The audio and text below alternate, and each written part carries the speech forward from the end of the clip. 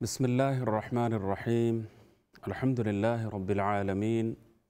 والصلاة والسلام على سيد المرسلين خاتم النبيين إمام المرسلين نبينا وسيدنا وإمامنا ومولانا محمد صلى الله تعالى عليه وعلى آله وأصحابه وبارك وسلم تسليما. رب زدني علما، رب اشرح لي صدري ويسر لي أمري واحلل عقدة من لساني يفقه قولي. رب يسر ولا تعسر وتمم بالخير وبك نستعين. قال الله سبحانه وتعالى: إذا جاء أجلكم لا يستأخرون ساعة ولا يستقدمون. وقال النبي صلى الله عليه وسلم: أكثروا ذكر هاذم اللذات يعني الموت، أو كما قال النبي صلى الله عليه وسلم. محترم ناظرین، السلام علیکم ورحمۃ اللہ وبرکاتہ۔ پروگرام آپ کے مسائل میں میں محمد عبد المنتقم آپ کو دل کی گہرائیوں سے خوش آمدید کہتا ہوں، اور اللہ تعالیٰ کی بارگاہ میں دعا گو ہوں کہ اللہ تعالیٰ اپنے فضل و کرم سے اس پروگرام کو قبولیت کا شرف عطا فرمائیں۔ اللہ تعالیٰ صحیح باتیں، مقصد کی باتیں صحیح طریقے سے آپ تک پہنچانے کی اللہ تعالیٰ توفیق عطا فرمائیں۔ سب سے پہلے مجھ ناچیز کو عمل پیرا ہونے کی توفیق سے نوازیں، پھر آپ سب کو بھی عمل کی توفیق ارزانی فرمائیں۔ اس پروگرام میں آپ عملی زندگی سے متعلق اہم سوالات بھی کر سکتے ہیں۔ کوئی بھی مسئلہ ہو، کوئی بھی پریشانی ہو، کوئی بھی پرابلم ہو، آپ کھل کر یہاں بات کر سکتے ہیں۔ انشاءاللہ تعالی آپ کو صحیح جواب دینے کی کوشش کی جائے گی، اور آپ کی کالوں کے آنے سے پہلے میں کسی بھی موضوع کے حوالے سے اپنی گزارشات اور اپنی گفتگو پیش کرنے کی میں کوشش کیا کرتا ہوں، تاکہ دین کی یہ باتیں، مقصد کی یہ باتیں ہم سب کے لیے مفید ثابت ہوں۔ موجودہ حالات میں کرونا وائرس کی وجہ سے اور لاک ڈاؤن کے ماحول میں ہمارے بے شمار جاننے والے، یہاں تک کہ حضرات علماء کرام میں بہت بڑے بڑے بزرگ ایسے ہیں جو دنیا سے رخصت ہو گئے ہیں، اور جانے کا سلسلہ جاری ہے۔ لندن کے ایک عظیم بڑے قبرستان میں جانا ہوا جنازے اور تدفین کے غرض سے۔ جب وہاں پہنچا تو قبرستان کے ذمہ دار حضرات نے بتایا کہ یہ جو پورا علاقہ ہے، اس میں جو سینکڑوں قبریں نظر آ رہی ہیں، یہ صرف پچھلے 2 مہینوں کی قبریں ہیں۔ پھر بہت سارے حضرات ایسے ہیں جو انگلینڈ سے اپنے اپنے ملکوں میں گئے اور وہاں ان کا انتقال ہو گیا، یا یہاں کسی کے انتقال ہوا اور اپنے گھر والے اپنے بر صغیر کے کسی ملک میں یا کسی جگہ اپنے وطن گئے ہوئے ہوتے ہیں۔ نتیجہ یہ ہوتا ہے کہ ایک دوسرے کی ملاقات کی نوبت بھی نہیں آتی۔ ہوائی جہاز میں سفر کا سلسلہ بھی رکا ہوا ہے، اس کے نتیجے میں ایک دوسرے کی زیارت سے بھی محروم، یہاں تک کہ آخری جو رخصتی ہوتی ہے، الوداع کسی کو کہا جاتا ہے، اور قبر میں دفن کر کے آخری طور پر رخصت کر کے لوگ آتے ہیں۔ ایک گونا تسلی ہوتی ہے کہ نماز جنازہ میں شرکت ہوئی اور کفن دفن میں حصہ لینے کا موقع ملا، قبر کی زیارت ہوئی، زیارت قبر کی دعائیں پڑھنے کا موقع ملا، اور دعا کر کے اللہ کے حوالے کر کے، اللہ کے سپرد کر کے ہم آ سکے۔ یہ بھی زندگی میں ایک آخری انسانی خواہش ہوتی ہے، اور اس سے جب محرومی ہو جاتی ہے تو صدمہ کئی گنا زیادہ بڑھ جاتا ہے۔ تو موجودہ حالات میں یہ صبر ہر جگہ لوگوں کو کرنا پڑ رہا ہے۔ مختلف مقامات پر بے شمار اپنے ایسے ہیں کہ جن کو ہم دور ہی سے رخصت کر پائے۔ خود میرا حال بھی یہ ہے کہ گھر میں بیٹھ کر موبائل فون کے ذریعے یا زوم کے ذریعے، انٹرنیٹ کے ذریعے مختلف مردگان کے لیے دعائیں کرنے کی نوبت آئی، اور براہ راست حصہ لینے کی نوبت نہیں آئی۔ نارمل بیماری کی وجہ سے ان ایام میں جن کا انتقال ہوا،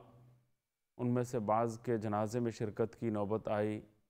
اور بہت سارے ایسے ہیں کہ جن کے ہاں تعزیت کے لیے جانے کا بھی موقع نہیں مل سکا۔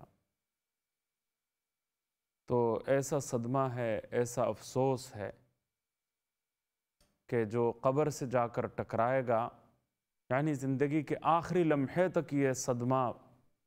دل میں باقی رہے گا، اور یہ افسوس کبھی بھی شاید ختم نہ ہو۔ تو دنیا کی حقیقت ہمارے سامنے واضح ہوتی چلی جا رہی ہے کہ جس دنیا کو ہم اپنا مطمح نظر بنا لیتے ہیں، نصب العین بنا لیتے ہیں، جس دنیا کو ہم مقصد زندگی کبھی کبھار ہم بنا لیتے ہیں، آخرت کو بھلا بیٹھتے ہیں، اور اس موجودہ زندگی کی فنائیت، اس کے فنا ہو جانے، ختم ہو جانے، انتہائی عارضی ہونے اور نامعلوم المیعاد ہونے کے بارے میں جو دھیان ہمارے دلوں میں ہونا چاہیے تھا، جو تصور ہمارے دلوں میں بسا ہوا ہونا چاہیے تھا، موت کی یاد جتنی تازہ ہر وقت دل میں ہونی چاہیے تھی، وہ بات ہمارے اندر بظاہر نظر نہیں آتی۔ حضرت علی رضی اللہ تعالی عنہ کا عظیم الشان قول ہے کہ ایک انسان کے لیے عبرت و موعظت حاصل کرنے کے لیے، انسان کے لیے نصیحت حاصل کرنے کی غرض سے، سبق حاصل کرنے کے لیے موت کا دھیان ہی کافی ہے۔ موت کے دھیان سے بڑھ کر اور کوئی واعظ نہیں ہے۔ آپ جرائم کے روک تھام کے لیے، آپ ہر قسم کے گناہ سے باز آنے کے لیے، ہر قسم کی اللہ کی نافرمانی سے بچانے کے لیے گھنٹوں جتنا واعظ کہہ لیں، گھنٹوں جتنی باتیں آپ سنانا چاہیں سنا دیں، لیکن موت کے دھیان سے بڑھ کر اور کوئی واعظ ہے نہیں۔ موت کے دھیان اور موت کے استحضار سے بڑھ کر اور کوئی بات اتنی زیادہ مفید انسان کے لیے نہیں ہو سکتی جتنی زیادہ مفید موت کا دھیان ہو سکتا ہے۔ دنیا کی حقیقت ہمارے سامنے واضح ہو جاتی ہے، دنیا کی زندگی ہمارے سامنے نمایاں ہو کر آ جاتی ہے کہ یہ زندگی کیسی ہے اور اس کی حقیقت کیا ہے۔ اللہ اکبر۔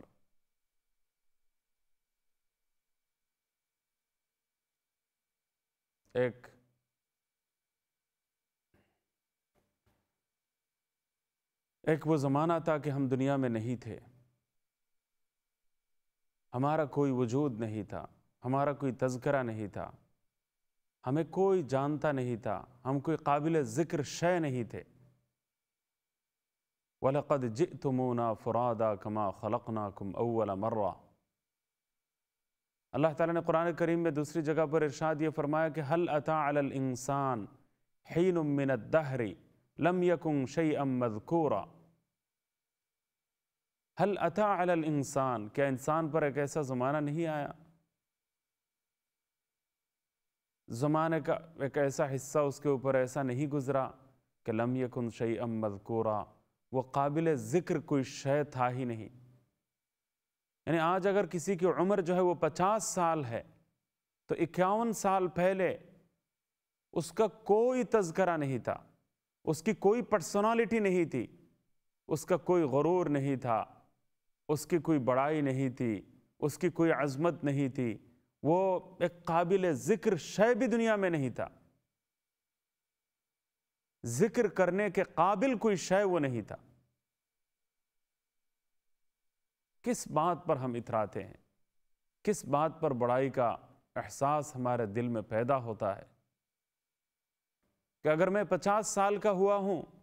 تو 51 سال پہلے یا 50 سال پہلے میرا کوئی تذکرہ نہیں تھا، میں کوئی شے ہی نہیں تھا، میں کوئی قابل ذکر چیز ہی نہیں تھا۔ 40 سال اگر میری عمر ہے تو 41 سال پہلے میرا کوئی تذکرہ نہیں تھا۔ آج جو ہے بڑائی ہے، آج تفاخر ہے، آج تکبر ہے، آج جو ہے وہ بڑائی کا احساس ہے، لیکن ایک وقت وہ بھی گزرا ہے، ایسا وقت بھی گزرا ہے کہ میں کوئی قابل ذکر شے ہی نہیں تھا۔ یہ انسانی زندگی کی حقیقت ہے، اور ایک زمانہ ایسا آنے والا ہے کہ جب میں پھر ختم ہو جاؤں گا، پھر میں زیرو ہو جاؤں گا، میں پھر کل عدم ہو جاؤں گا، میں پھر بالکل نیست و نابود ہو جاؤں گا، میری کوئی حیثیت باقی نہیں رہے گی۔ کسی لاکھوں لوگوں کے قبرستان میں کسی نے ایک بڑا سائن بورڈ لگا کے رکھا ہوا ہے، اب حقیقت میں ہے یا تصویر میں یہ سائن بورڈ لگا دیا ہے اس نے؟ کیا تصویر لگائی ہے کہ یہ جتنے لوگ یہاں آرام فرما ہیں، جتنے لوگ قبر میں ہیں، نام و نشان جن کے مٹ گئے، تذکرہ جن کا ختم ہو گیا اور اب مٹی بن گئے، کوئی وجود ان کا باقی نہیں رہا، یہ سارے لوگ یہی سمجھتے تھے کہ ہمارے بغیر دنیا نہیں چلے گی۔ آپ ایک دن کے لیے بلائے، نہیں میں تو ایک دن کے لیے بھی نہیں آ سکتا، 1 گھنٹے کے لیے بھی آنا میرے لیے ممکن نہیں ہے، وہ کاروبار میرا رک جائے گا، وہ دکان میری چلے گی نہیں، پورا مدرسہ میں چلاتا ہوں یا اسکول میں چلاتا ہوں یا تعلیمی ادارہ میرے ذریعے جو ہے میرے دم سے قائم اور دائم ہے، اور فلاں کام میری وجہ سے چل رہا ہے، میں آؤں گا تو یہ سارا معاملہ ٹھپ ہو کر رہ جاتا ہے اور سٹاک ہو جاتے ہیں یہ سارے لوگ، میرے بغیر وہ ایک دن بھی یہاں یہ اتنے سارے ادارے نہیں چل سکتے، میں 1 گھنٹے کے لیے بھی آنے کی پوزیشن میں نہیں ہوں۔ اب فون کر کے بعض لوگ بتاتے ہیں کہ ہاں آپ تو مصروف ہیں، بہت فلاں ہے، آپ کو اس سے بات نہیں ہو سکتی۔ ہر شخص، وہ دوسرے نے قبر میں یہ لکھا ہوا تھا کسی دوسری قبر میں کہ میں اہم تھا یہی وہم تھا، میں اہم تھا یہی وہم تھا۔ تو ہر فرد یہی سمجھتا تھا کہ میرے بغیر دنیا نہیں چلے گی، میرے بغیر کاروبار نہیں چلے گا، میرے بغیر ادارہ نہیں چلے گا، میرے بغیر تنظیم نہیں چلے گی، میرے بغیر گھر نہیں چلے گا، خاندان کا نظم ٹھیک نہیں رہ سکتا۔ یہ ہر ایک کی سوچ تھی، ہر ایک کا خیال خام تھا۔ دنیا اپنی جگہ پر، اپنی ڈگر پر چل رہی ہے اور ایک کی جگہ دوسرا لے لیتا ہے، لیکن ہر کوئی اپنی حیثیت کو نہ جانے کیا سمجھتا ہے، لیکن حقیقت یہ ہے کہ اس کی کوئی حیثیت نہیں ہے، اس کی کوئی حقیقت نہیں ہے۔ یہ ایک ایسی جیتی جاگتی حقیقت ہے، ایسی کیفیت ہے کہ جس کی حقانیت اور جس کی حقیقت سے کوئی انکار نہیں کر سکتا، لیکن عملی زندگی میں ہم ان حقیقتوں کو ماننے کے لیے تیار نہیں ہیں، اور ہم جس ڈگر پر زندگی گزار رہے ہوتے ہیں اور اپنے بارے میں جو تصورات اور خیال خام دل میں جمع ہوا ہوتا ہے وہ بالکل مختلف ہے، وہ بالکل مختلف ہے، حقیقت سے بالکل عاری ہے۔ حقیقت سے عاری ایک سوچ کے ساتھ ہم زندگی گزار رہے ہوتے ہیں۔ تو محترم ناظرین، موجودہ حالات نے، موجودہ ماحول نے ہمارے سامنے ایک اور حقیقت واضح کر دی کہ دنیا کی زندگی کسی بھی وقت جا سکتی ہے، ختم ہو سکتی ہے۔ رمضان سے امیڈیٹ پہلے شعبان میں کتنے صحت مند افراد ایسے تھے، ٹھیک ٹھاک تھے، وہ اپنی جسمانی حیت اور صحت کا جو عمومی حال ہے اس کو دیکھ کر وہ یہ سوچ نہیں سکتے تھے کہ میرا بھی دنیا سے جانے کا وقت قریب آ گیا ہے۔ کوئی بیماری نہیں تھی، کوئی بہت زیادہ سخت کوئی جسمانی حالت نہیں تھی، ایسی خراب کوئی حالت نہیں تھی کہ جس کی بنا پر یہ کہا جا سکے کہ میں بھی دنیا سے رخصت ہو جاؤں گا۔ اچانک بیماری آئی اور چند دن بیمار رہے اور دنیا سے جانے کا پیغام آ گیا، وقت موعود آ گیا، اور شاخ زندگی سے کوئی پھول ہوتا تھا، خاندان کا پھول، کوئی دوستوں کی محفل کا پھول ہوتا تھا، اس کو اچک لیا جاتا ہے۔ تو دست قضا شاخ زندگی سے ہماری زندگی کے پھول کو اچک لیتا ہے، اور وقت مقررہ جب آتا ہے تو زندگی کا سارا یہ کھیل ختم ہو جاتا ہے، سارے منصوبے دھرے کے دھرے رہ جاتے ہیں، سارے ارادے خاک میں مل جاتے ہیں، سارے مستقبل کے پروگرامز سب منسوخ ہو جاتے ہیں۔ حدیث میں ہے کہ فرشتوں کے ہاتھوں میں لیلۃ القدر کے موقع پر، شب قدر کے موقع پر، وہ فائنل فائل جو ہے وہ تھما دی جاتی ہے کہ فلاں کا انتقال فلاں دن ہوگا، فلاں کا انتقال فلاں تاریخ کو ہوگا، فلاں کی موت جو ہے وہ ایکسیڈنٹ کے ذریعے ہوگی، فلاں کی موت جو ہے وہ کرونا وائرس کی وجہ سے ہوگی، فلاں لاک ڈاؤن کے زمانے میں اچانک ہارٹ اٹیک کر کے دنیا سے رخصت ہو جائے گا۔ تو یہ سب فائلیں تھما دی جاتی ہیں اور سارے حالات بتا دیے جاتے ہیں، اور ہوتا کیا ہے کہ سب حالات بتلا دیے جاتے ہیں، اور یہ آدمی بیٹھا ہوا تجارت کا منصوبہ بنا رہا ہوتا ہے، مکان بنانے کا منصوبہ بنا رہا ہوتا ہے، دکان بنانے کا کوئی منصوبہ بنا رہا ہوتا ہے، وہ 15-20 سال، اگلے 20 سال بعد تک کیا کرے گا اور کیا کیا پروگرامز پیش نظر ہیں، وہ سارے منصوبے اس کے ذہن میں ہوتے ہیں، سارے خیالات اس کے ذہن میں ہوتے ہیں، سارے منصوبے اور خیالات ذہن میں ہوتے ہیں۔ اللہ اکبر۔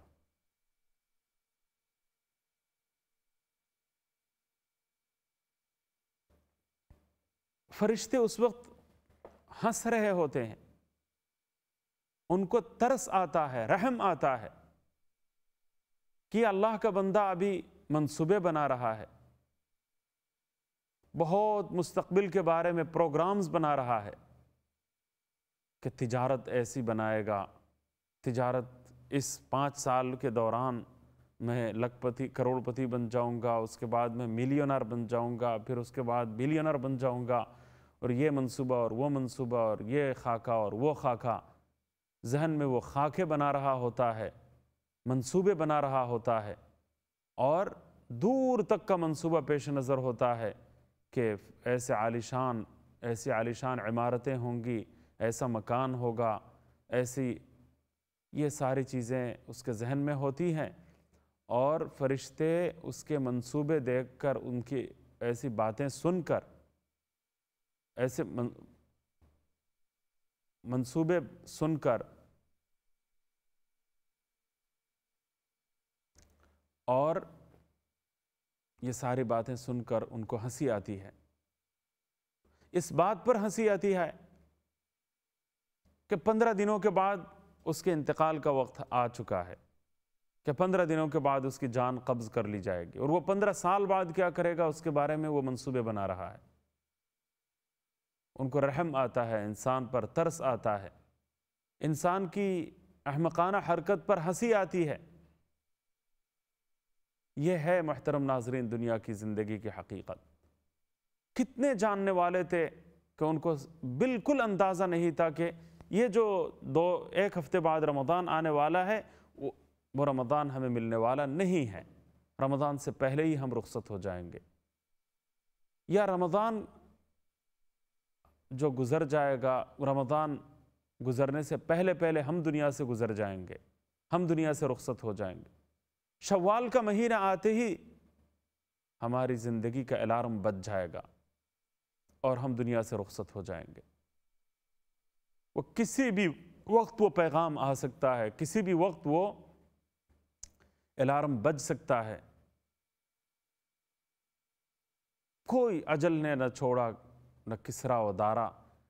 قیصر و کسریٰ کو نہیں چھوڑا، سکندر و دارا کو نہیں چھوڑا، بڑے بڑے بادشاہوں کو اس اجل نے نہیں چھوڑا۔ کل نفس ذائقۃ الموت، اللہ کا فیصلہ یہ ہے کہ ہر ذی روح کو،